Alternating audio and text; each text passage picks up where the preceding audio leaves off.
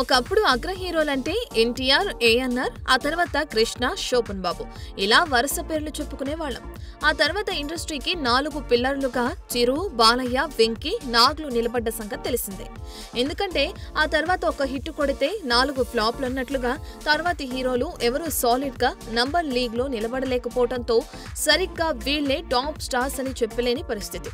అయితే cinema barriers పెంచుకోవటం, తమవైన సినిమాలతో Prabhas, NTR, Ram Charan, బన్నీలు prove చేసుకోవడంతో ఈ నటులు అగ్ర హీరోల జాబితాలోకి చేరిపోయారు.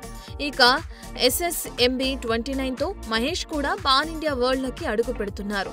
ప్రస్తుతం ఈ 5 హీరోలు ఏ సినిమా చేసినా అది పాన్ ఇండియాలోనే రిలీజ్ అవుతుంది.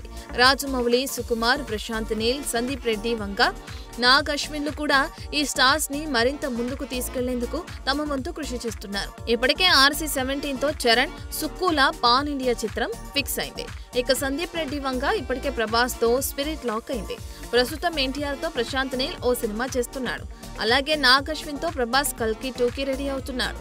ఇక ప్రస్తుత ట్రెండ్ ని బట్టి చూస్తే వీరిలో ఇప్పటి వరకు కుదరని కాంబినేషన్లు అతి త్వరలోనే సెట్ అయ్యే అవకాశం గట్టిగానే కనిపిస్తుంది.